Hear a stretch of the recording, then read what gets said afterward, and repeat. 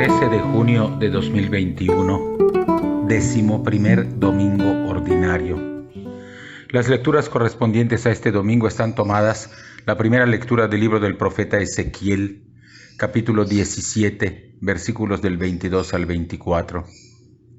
La segunda lectura está tomada de la segunda carta del apóstol San Pablo a los Corintios, capítulo 5, versículos del 6 al 10. Y el Evangelio está tomado de Marcos, capítulo 4, versículos del 26 al 34.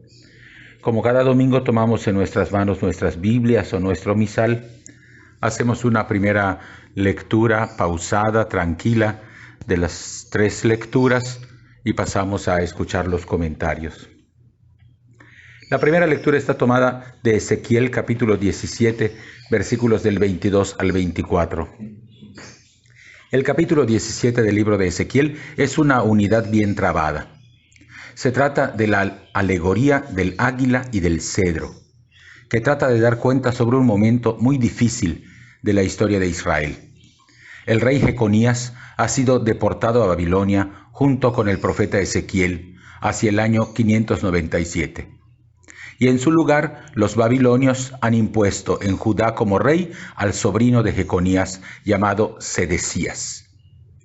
Preso entre las demandas de Nabucodonosor, rey de Babilonia, y Psamético, faraón de Egipto, Sedecías se aleja del juramento de fidelidad que había hecho al rey de Babilonia y se alía con Egipto. Pasado el tiempo, una vez conquistada y destruida Jerusalén en el año 587, después de 10 años de gobierno, Sedecías es apresado y llevado al exilio, no sin antes haberle sacado los ojos en la ciudad de Ribla.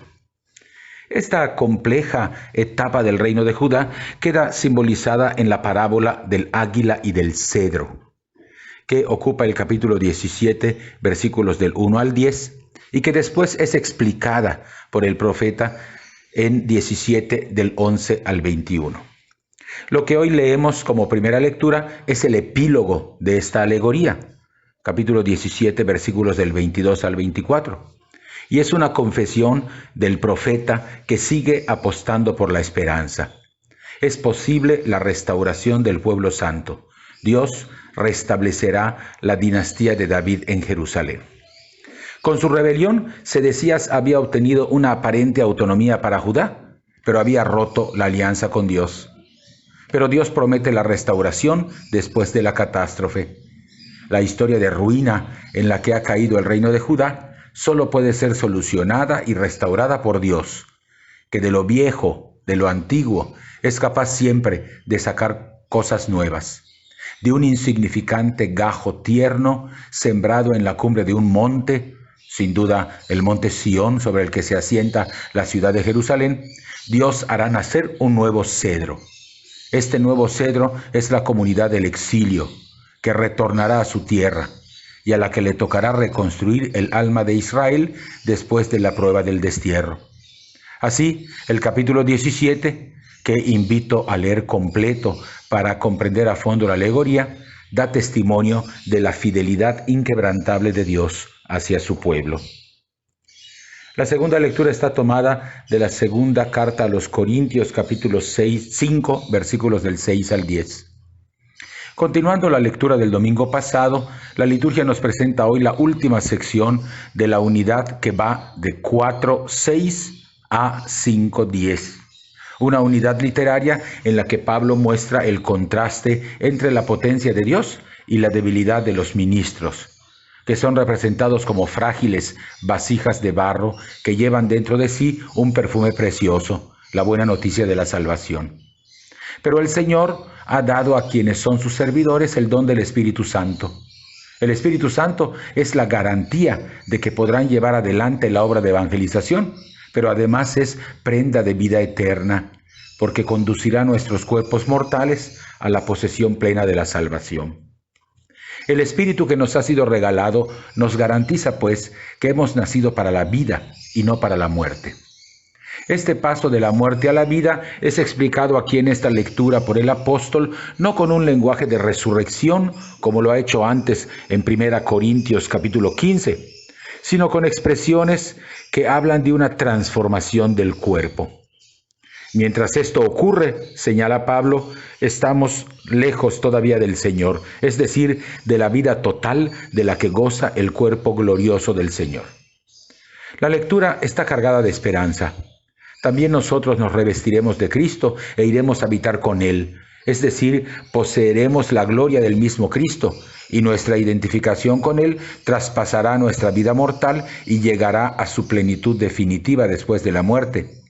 Este posicionamiento elimina el miedo a la muerte y le da plenitud de valor a nuestra vida terrenal, pues del testimonio que demos en esta dimensión de la vida dependerá que participemos de la victoria de la vida en Cristo, más allá de los límites físicos que ahora nos retienen. Visto así, esta lectura es un canto de la victoria de la vida sobre la muerte. El Evangelio está tomado de Marcos capítulo 4, versículos del 26 al 34. El capítulo 4 del Evangelio de San Marcos, todo el capítulo completo, nos transmite cómo Jesús enseñaba a sus discípulos a través de parábolas. Con este lenguaje arrancado de la vida cotidiana, el Maestro revelará a sus discípulos los misterios del reino de Dios. Cada parábola es un desafío para el que la escucha e implica una respuesta, una decisión, una modificación de rumbo de parte del oyente frente a la enseñanza de Jesús. Hoy escuchamos dos de esas comparaciones.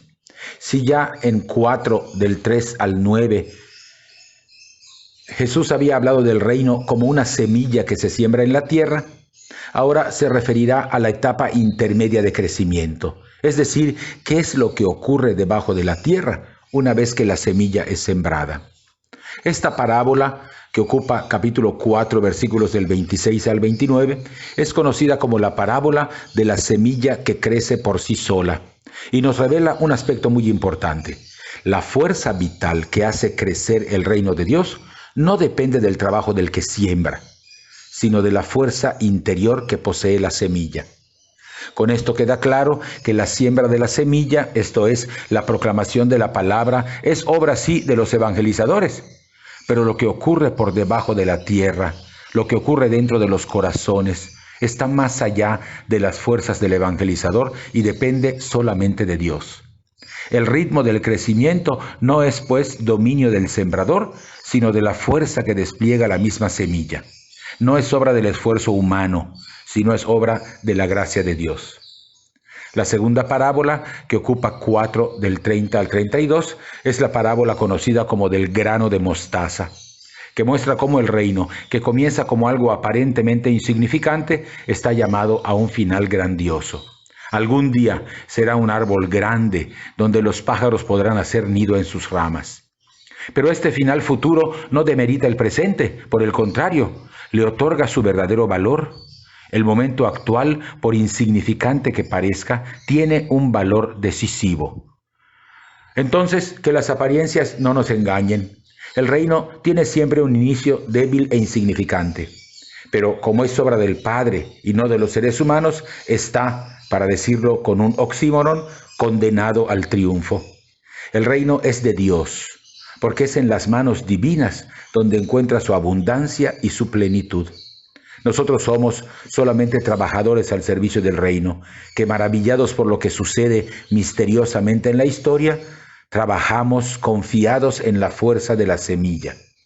Si Jesús llegaba al corazón de la gente sencilla, es precisamente por estos mensajes llenos de esperanza, que nos revelan las entrañas mismas del misterio del reino que Él vino a revelarnos.